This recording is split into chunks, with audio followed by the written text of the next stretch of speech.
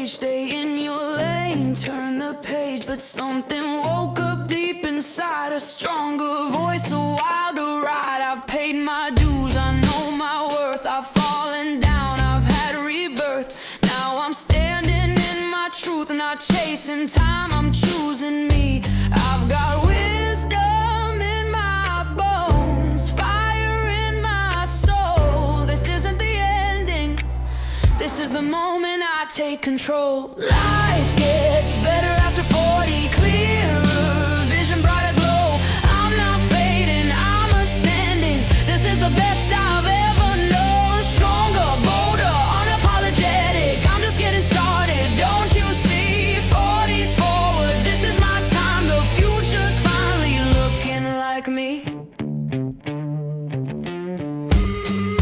All right, welcome back, everybody, to another episode of 40s Forward. You guys are in for a treat. We have Cynthia Thurlow.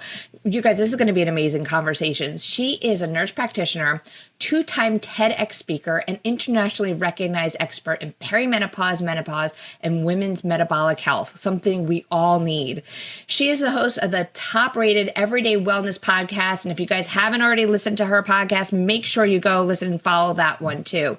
She's CEO and founder of the Everyday Wellness Project and author of, get this, guys, you're going to get this book after today, the Menopause Gut Balance.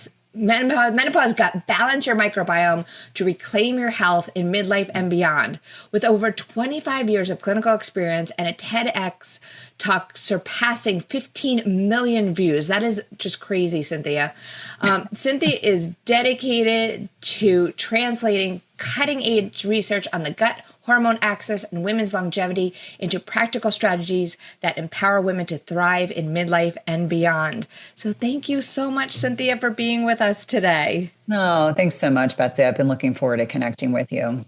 You know, and I'm just going to skip to this because we were chatting beforehand, but I was saying this is the frustrating thing that I can't get people to understand, especially and I'm going to throw these other companies under the bus, especially in the day of the Hims and the Hers and the Row and all these, where people are just slapping hormones at the problem and they think they're going to get better. But most practitioners, most programs, most speakers out there are completely forgetting to look at something very basic, the gut. So how did you come about writing this book and this becoming hey, I need this to get out there? Well, I think life imitates art. I always like to share that in 2018, I went on this romantic trip with my husband to Morocco, and we ate the same food and did the same things. And one of us got horrific food poisoning and the other did not. And I don't think at the time I appreciated how much my gut and my immune system were changing with these declines and alterations in progesterone and estradiol and testosterone. And so that food poisoning eventually turned into a lengthy hospitalization and a surgery. And so I think that was the crux of me really getting interested in really looking at the gut and then looking at patterns with patients over the past 10 years is saying, I don't fully understand why I'm seeing this pattern consistently with women. But I want to understand this better. And so I think my personal story got me really interested in looking at the gut microbiome. And then obviously this burgeoning field over the last 5 to 10 years, none of us learned about the gut microbiome in our medical training. And so I think with this influx of research and this kind of inflection point, I think it's another way to really look at midlife physiology. And quite frankly, anyone that's listening that's not thinking about their gut microbiome, you're missing out on opportunities to support your health, because I think we have distilled perimenopause and menopause down to slap on an estrogen patch and that's going to fix all of your problems. And I'm here to tell you, hormonal replacement therapy is important, right? Like super important. But the larger conversation is understanding how the gut microbiome interfaces with every single organ system and every single cell in the body. And once we understand that and how to properly support our health, we're going to get much better outcomes, not just for ourselves, but also for our patients as well. So I think that we're really at this forefront of research and development and helping women really understand their physiology better, because I'll be the first person to say there's lots of predatory advertising and efforts that are made to shame women in midlife. And a lot of what we need to do is really distill down into changing our lifestyle, adjusting our macros, focusing in on sleep. And it's less about gadgets. Now, gadgets are fun, let me be clear. But I think the prevailing theme needs to be there are consistent themes that all of us need to embrace at this time in our lives in order to be able to not just survive midlife, but actually thrive. You know, I wish your book was around when I went through menopause, because I'll tell you quickly, I had a hysterectomy at 41. And, you know, then the mood changes that happened down the road. And then I was getting sick all the time and everybody was blaming it on the hormones. And it wasn't until myself, like I was getting into this integrative and functional medicine, that one day I went immune system and mood. And I'm like, oh shit. Like 90% of your happy hormone is made in your gut. 80% of your immune system is made in your gut. And I went, let me look at my gut. Because you know what, back then, and how many women do you hear of or see that, like how many menopausal, perimenopausal women are put on antidepressants, right? And they're not working. So for me, I mean, there's still a role for those things, but for me, I fixed my gut and all of a sudden didn't need those things. I know. Well, and I think women are really vulnerable because there has been this lack of education for providers. You and I both trained around the time of the Women's Health Initiative. Oh God, yes. And what came out of that was an entire generation of clinicians that were fearful to prescribe hormones, an entire generation of women that were fearful to take them, AKA the boomer generation, which is our parents' generation. And so I get to sit back now and reflect on how, I worked in clinical cardiology for 16 years. So let me be really clear. I saw lots of manifestations of declines in hormones with palpitations, accelerated heart disease, vascular risks. And I think about like our mom's generation and how they missed out on these opportunities, and whether it's their poor bone health, their poor gut health, their neurocognitive changes, their accelerated risk of heart disease. I think we're really getting this very intimate example of what can happen to an entire generation of women that are not given the opportunities that our generation and younger generations are now receiving. And I think that these conversations are so important, just so women know they have options. Like you said, you went into menopause, surgical menopause, like at such a young age. And yet I think for a lot of women, they're encouraged to go on antidepressants and anti-anxiety agents. And I'm not suggesting, just like you said, I'm not suggesting these are not helpful. But what if what the woman really needs is oral micronized progesterone for 7 to 14 days in her cycle, or, at that, time in the trajectory of her perimenopause to menopause journey, or someone just needs estrogen, or someone really genuinely needs to dial in on, you need to prioritize sleep, you need to manage your stress more effectively. I jokingly say that perimenopause is this litmus test, because for a lot of us, we're like all those great habits that allowed us to be incredibly successful and get all those degrees and have a happy, healthy relationship with our partners. All of a sudden, everything gets stripped away. And we're like, oh, all those adaptive mechanisms that allowed us to be so successful in perimenopause, we realize like, oh, this actually doesn't serve me well. So it's an opportunity to kind of show up differently, not just only for ourselves, but for our family and our, if we're working occupationally as well. And then I hear so often, and I want you to address this, when people are like, I don't need to look into my gut. I eat healthy. I'm like, I eat this diet, that diet, whatever diet. I eat healthy. I'm good. That's not the problem. Yeah. Well, I think there's this, this thought process that if you just eat healthy food, that fixes everything. Like as if that's the one intervention we need. Like, I think everyone's gotten the protein memo. I think people are conscientious about that. I'll be the first person to say that most women aren't eating enough fiber, let alone eating enough protein. And so, yes, nutrition is important for stabilizing blood sugar, for helping to build healthy muscle, to fuel our bodies properly.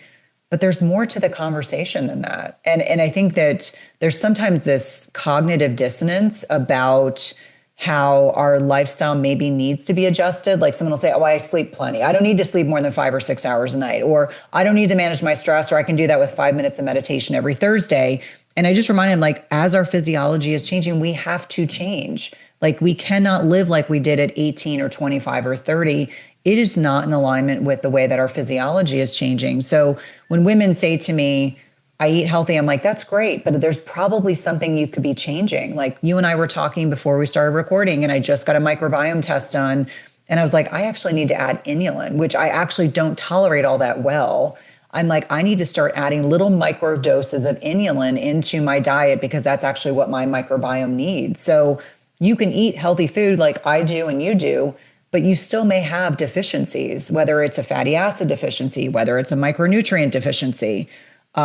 We just have to remain curious and humble that we may not just be eating the healthy diet and that fixes everything. It really doesn't. It's a larger, more nuanced conversation than that. You know, it's actually funny what's going on in my household right now is every single person and the dog just did a microbiome test. I made everybody do it. I was like, that's it. I've had enough. You know, I don't want to hear everyone's like, I eat healthy. And I'm like, okay, well, why do you have these aches and pains? Why do you have this? You know, my husband's probably going to kill me for throwing him under the bus and telling the whole world, but I tested his hormones and they were on the low side. And I was like, we need to check your gut. And he's like, no, I eat healthy. So I'm like, even the dog who's like has arthritis, I'm like, dog, we're getting your microbiome. And he's doing better.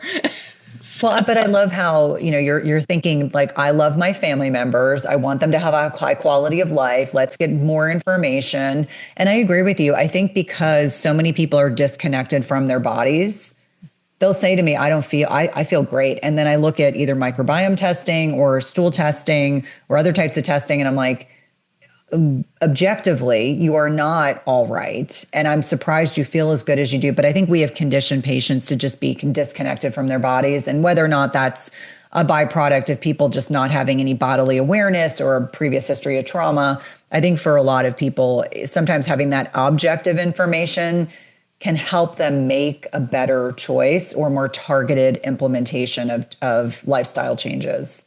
So this may be a little controversial, but it's interesting. So I'm finishing up my integrative medicine fellowship, and Dr. Andrew Weil, for whatever reason I haven't figured out, is very anti-functional testing. He's like, there's no role for it. We don't need it. Just eat healthy. I want you to respond to that. I think that's a little reductionistic. I do think that there are a lot of integrative tests that I don't necessarily see the utility in, number one. Number two, I think there are a lot of providers that order tests and don't know how to properly interpret them, AKA the Dutch, because I see them. I just think that if we're really looking at something from an integrative lens, we need to dig a little deeper. And so to say that it's just about food, I mean, food's important. It's just like saying sleep's important and exercise is important, but what does that individual actually need? Like, what is the input that they need to take their health to another level? And I just think it's too reductionistic. It's you know, to me, food is important, but I want more data. And that's a way to look at things objectively. And again, it goes back to number one, what's the patient's budget? Number two, what are you looking for? I don't like practitioners that just order 10 out-of-pocket tests that end up being a couple $1,000s when they don't need all that testing. And actually, I prefer practitioners that will actually be conscientious about when they're ordering those integrative med tests, because most are not covered by insurance.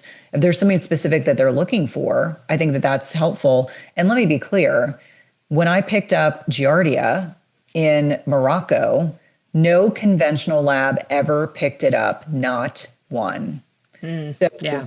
The way that I got answers was I had to go through a lab that's based out of New Mexico, and it was expensive. And you know what? It gave me the answers I needed to get my health back on track, because by the time I finally got diagnosed with Giardia, I had SIBO.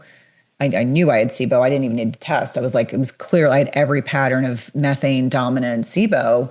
And so when you said that Dr. Weil feels strongly that you don't need to do testing, as much as I respect his opinion greatly and enormously, I would have to politely disagree, because I think that there's, again, a larger, more nuanced conversation. And that's where I think objectively testing can be very helpful, because how many of my patients have micronutrient deficiencies that I wouldn't have been able to figure out, or they have fatty acid deficiencies, or their microbiome is so inflammatory that it helps explain why they're weight loss resistant, or why they have a kind of pathological bacterial pattern, like they've got an overgrowth of staph, or they've got an overgrowth of Ehrlichia, or these other, types of inflammatory microorganisms. And so politely and respectfully, I'll have to disagree.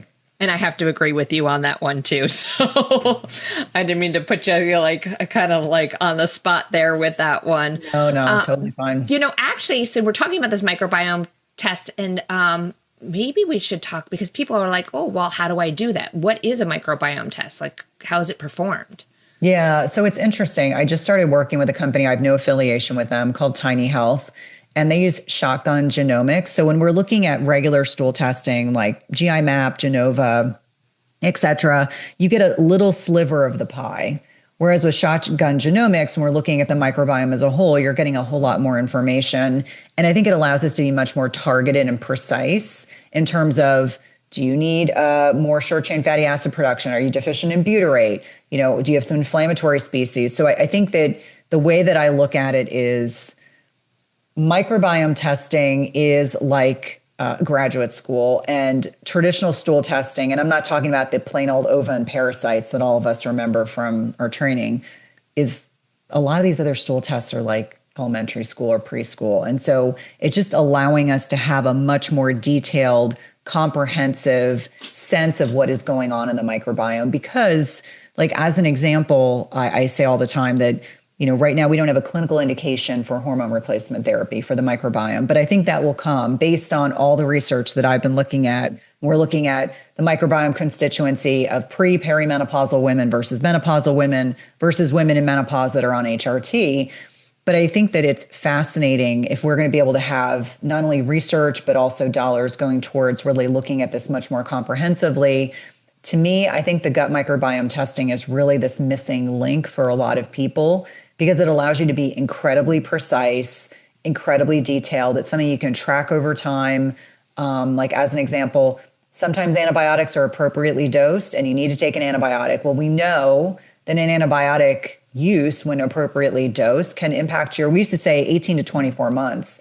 Now it's looking like it could be up to 8 years. So from my perspective, we can then track that data point, see the impact of the microbiome and what we can do to help reduce the severity of the impact over time. Because, again, our modern day lifestyles were just rife with things that are impacting the microbiome, whether it's toxins, whether it's alcohol consumption, smoking, antibiotics, glyphosate, synthetic hormones, et cetera. So from my perspective, I think microbiome testing is really at the crux of where we are going, and allowing us to have very personalized recommendations. And the really great thing for any non-medical person who's listening to this, traditional stool testing, you have to poop in what looks like a French fry holder. Yes. You have to poop out your poop, stick it in a jar, refrigerate it, and then ship it. Microbiome testing, it looks like it's like with a big Q-tip, and you wipe your bottom, and then you kind of, wipe what's left on the toilet paper into this little Q-tip, stick it in a tube, and you send it off. So the ick factor is less. Don't tell my family this. I made them do the whole one where they just poop into, like, you feel like you're at a carnival, like, like fries. No, one of my teenagers had to do that test, and I remember him telling me he was appalled that it was so. How did he put it? I think he said he was appalled that it was so primitive. And I said, well, poop is primitive. Like, let's be honest. It's not as sophisticated. Well, it is sophisticated, but it doesn't feel very sophisticated when we're sampling it. Yeah. Yeah. Oh, that's good. I'm going to have to check out that test, because I think I get a lot more people that are going to willing to do it. And that's why I'm saying, I think that is a nice change, because I kept rereading the instructions. I was like, really? Yeah. That's it? Yeah. It makes, so the ick factor is reduced. And then, the trauma, as my teenager explained to me, the trauma of having to leave this out for you to sample it for me, because he refused to do it. And I was like, great, this is like, I'm a medical professional, but that doesn't mean this is what I want to be doing either. But yeah, I think the ick factor is reduced substantially. And I think with my daughter, it took me I had to get to the point where I'm like, you cannot go out of the house until this thing gets done. I'm like, I know you poop. Because it took me 3 months to talk her into doing it. And she's like, it's so gross. I'm like, no, you're not leaving until this thing gets done. Mm-hmm. And interesting enough too, we were taught in medical school, you only get parasites when you're in another country. And I found more parasites on people who've never left the country, let alone the state, let alone the county. And I'm like, how does that happen? That's crazy. And so much of it has to do with, do you produce enough hydrochloric acid, which is like a first line of defense in the body? I mean, there are so many things that make us more susceptible to opportunistic infections, not to mention the fact, just that transition, that hormonal transition, because estrogen is so interwoven with our immune system. As that's declining, it's like you are almost guaranteed you're going to have leaky gut. You're almost guaranteed you're going to develop an autoimmune condition. We know that our inflammatory pathways just become much more reactive. And so I think for a lot of people, they're shocked. I mean, the worms are usually, I've seen like worms like 3 times, but people really freak out over worms. They're like, oh my God. I'm like, okay, we can fix this. This is not insurmountable. I was going to ask you, because it's thrown out like candy in the traditional medical field, what is your input on proton pump inhibitors and all these like antacids? Because I see they're kind of given like candy, like, oh, your stomach bothers you, here, take some Pepsid, take some Zantac, take some. Well, I can tell you in cardiology, every single one of our patients was put on Protonics when they came in the hospital for a variety of different reasons. But they are drugs designed to be used for 30 days or less. But more often than not, they're used over time for years and years and years, which makes us much more susceptible to opportunistic infections, sets us up for overgrowth of non-beneficial bacteria, candida, et cetera. I think for a lot of people, they're starting to realize that when you shut off a normal mechanism for a long period of time, it just disrupts the entire digestive system, and it makes us more susceptible to pneumonia. I mean, there's a lot to this. I mean, I think about how many elderly patients were put on Protonics in the hospital that came in because they had community-acquired pneumonia, or they came in, God help them, they came in with rapid AFib, and then they end up with pneumonia, and then they get uroseptic, and it's like this domino effect of problems that they end up having. But just understanding that when we knock out a normal physiologic function in the body, there are downward effects. And I think that we have thought about, we're so much smarter than our bodies. We're so much smarter than our bodies. We don't need our proton pump inhibitors. Someone has reflux, it must be because they have too much stomach acid. And so I think on a lot of different levels, we've been focused on a symptom instead of thinking about it broadly, like what is actually precipitating why this person has a lot of reflux symptoms. Do they have indigestion? Do they, is it because they have a floppy pyloric sphincter? Is it because they take too much progesterone? And we know the smooth muscle relaxant. A lot of patients, when they start getting a ton of reflux after taking progesterone, I'm like, oh, maybe you've got a connective tissue disorder. I mean, it's just, you start to think broadly. And I think as medicine as a rule, I think has been so focused on symptom management instead of thinking about what is actually driving the symptom. And so that's a very different lens with which to be thinking about things. I think PPIs are probably reasonable in the short term. They are completely unreasonable, and I would effectively say unsafe. And this is not medical advice. If you're taking these drugs, do not stop them abruptly. Do not stop them or discontinue them without talking to your prescriber. I've started saying prescriber. Yes. Because I loathe when I see non-prescribers out there talking from a place of authenticity. Like, I'm going to shame women about hormones, and I'm going to shame women about this, and I'm going to shame women about that. And I'm like, you can't even legally prescribe medications. You are not an authority on this topic any more than like, I'm not a brain surgeon. I don't talk about that. In fact, I would say I am woefully unprepared to have a conversation about a topic that I'm not trained in. And the same should be for them. I totally agree with you, because I see, unfortunately, way too many people getting their medical advice from TikTok, and like from the person's only like qualification is that they went through menopause themselves, and now all of a sudden they're an expert in it. Yeah. It's pretty scary. No, and I think let me be clear. I think it's great that there are women that are out there educating other women, but they need to be really clear about, like, I'm not a trained, like I have people on my team that will say, I'm not a licensed medical professional, but I'm a fitness expert, or, I'm a nutrition expert. And I'm like, that is their zone of genius. As long as it's identified, I think that's great. But I don't love when people the keyboard warriors, or, people that really don't know what they don't know, are out there like like they're prophesizing. It's fascinating to me. And just like I said about the neurosurgery, like let's pick an area of medicine that I know little to know about other than emergencies where you hand a patient off. I'm like, that's not my zone of genius. I should never be asked about those questions other than to say, I had a parent that had a subdural hematoma. I can speak from that perspective as a child and as a clinician, but I'm not is it Dr. She's the famous neurosurgeon that's everywhere. Betsy, she's also a Betsy. Yeah. Yeah. But like she does a lot of teaching. I'm like, that is the person that should be talking about neurosurgery on social media because she is board certified. She knows what she's doing. I'm like, that is who I would follow if you want good, like medical information or someone like herself, like you or I. But the point being, be careful who you are taking advice from. And I think that's what we're in an interesting phase right now with menopause because it's definitely something that needs to be talked about, something that hasn't been talked about in the past. But since all of a sudden, I don't know why all of a sudden it became popular, because I know like you and I have been talking about this for years, but since it became popular, I'm seeing that other side, that ugly side of it, where there's companies that are like, oh shit, we can make money on this. So let's just take our product that we've been selling for years and slap a menopause label on it, or let's, create something for menopause and now sell it to people because, you have to have something bad to sell things. So like, oh my God, you have this terrible thing going on, buy this thing.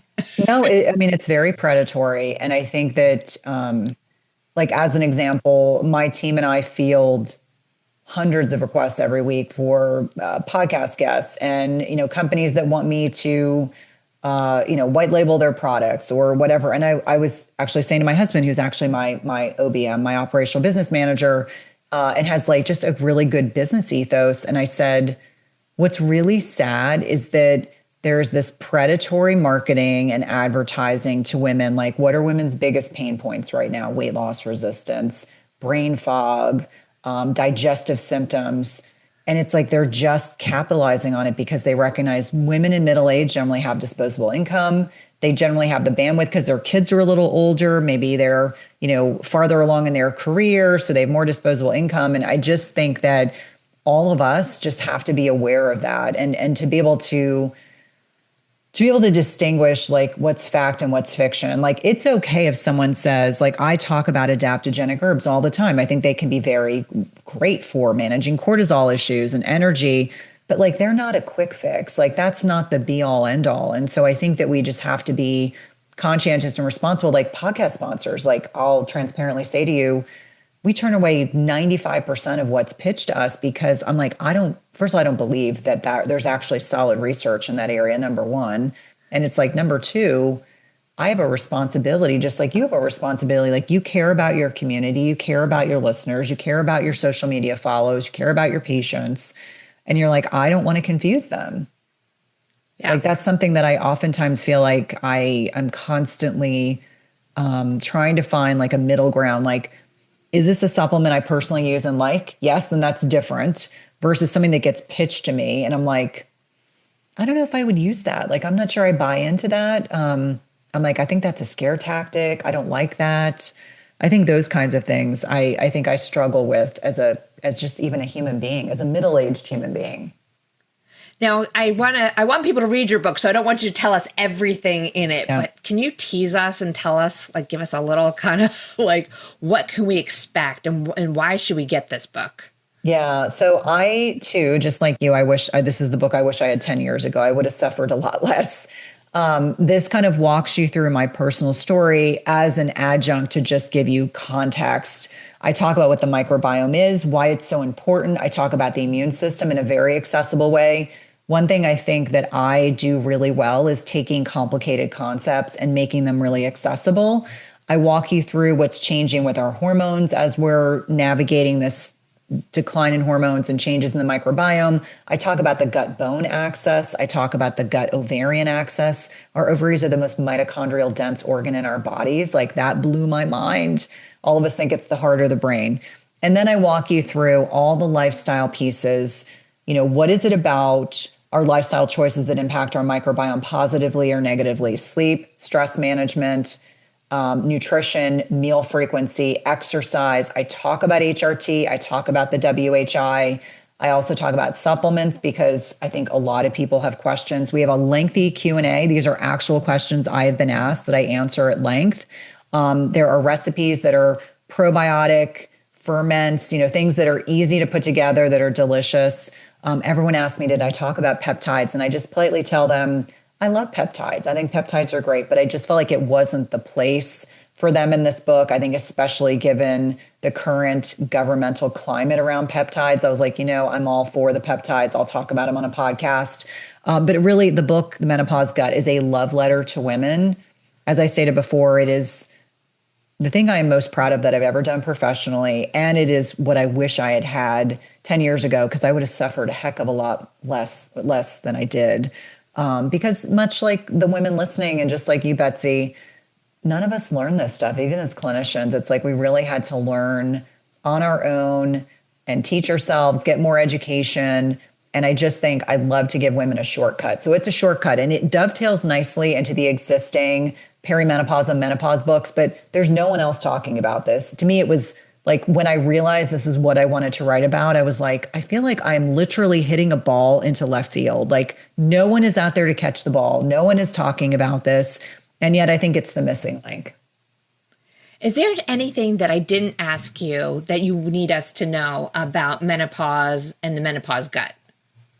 I would say that what happened to you as a child, so adverse childhood events, for anyone that's listening, it was a joint venture between Kaiser Permanente, CDC. You can get online, you can go through the questions. It's a very quick quiz. The imprinting of adverse childhood events and trauma and PTSD will age our ovaries. So when I think about how trauma and PTSD rewires our nervous system, these women are revved higher. They are literally aging their ovaries from chronic stress activation. And if you look at the research, to me, the ability to intervene earlier with these women so that, they're not 40 and going into menopause, 45 going into menopause, because the longer we go without hormones, the potential exists for more health effects. And so we know women that have high ACE scores, so the adverse childhood events, are at greater risk for poor metabolic health, disordered relationships with food, specific types of cancers, autoimmune diseases, and the mental health effects. And so I think that was a big aha while I was writing the book. Like it almost took me back, like, oh my gosh, I had no idea. I just think it gives us opportunities to, number one, screen our patients. And then number two, if we ourselves have high ACE scores like I do, it's helped me understand a lot about my personal life. I've had 4 autoimmune conditions. They're all in remission. But I also went into menopause at 48, which was not what I expected. That was not part of my bingo card. When I spent 13 days in the hospital, I never had another period. And so I think for a lot of women, like understanding how trauma reshapes our nervous system and also ages our ovaries. Remember I mentioned the ovaries are the most mitochondrial dense organ in our bodies. To me, it's the canary in the coal mine. And so I think for a lot of women, it's building awareness and then working much more proactively about unwinding what we've experienced so that we can, thrive in midlife and beyond. That is fascinating. That is a connection I was not aware. And I'm going, all of a sudden, all my little neurons are connecting. Yeah. And I'm going, oh God, that makes so much sense. Yeah. And I'm like, and it explains a lot about me too. I'm like, oh. Yeah, exactly. Exactly. And I think for a lot of women, to be transparent, I think, our generation was suck it up, buttercup. You just move forward. And I think that's when some of us are going to have a rougher time with perimenopause. And it's like, as our hormones are declining, as our neurotransmitters are changing, those compensatory mechanisms that we utilize to survive those years suddenly don't work quite as well. And so it really forces us to reflect on maladaptive patterns in midlife and how we can change them. Like the message is always about hope. There's always things we can do. The microbiome is so adaptive, but I think that's one of those like nuanced aspects of the book where I was like, holy cow, like this, no one else is talking about this. Why are we not talking about this? So we can screen women better, get them the support that they need. Well, Cynthia, I could talk to you about this for hours. First of all, I could talk to you about for hours. And then the microbiome thing is something I love. You know, I will go down those rabbit holes for hours looking at research because I think it's so fascinating.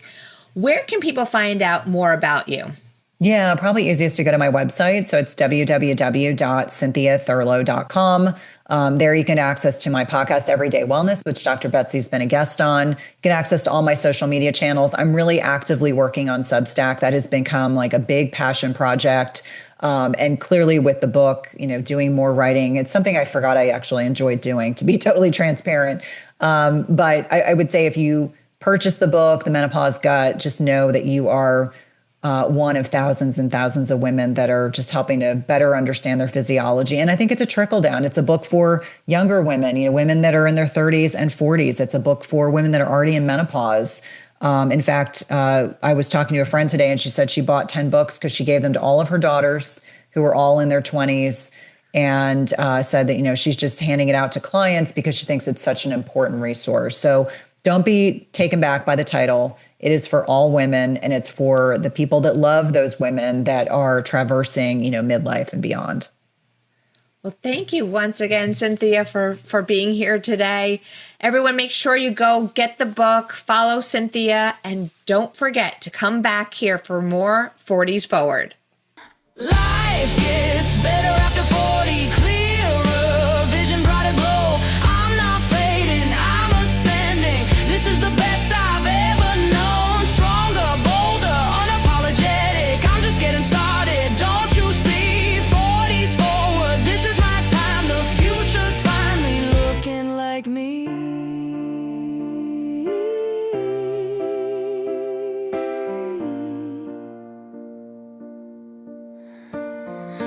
We got wisdom, we got fire, we got nothing left to prove.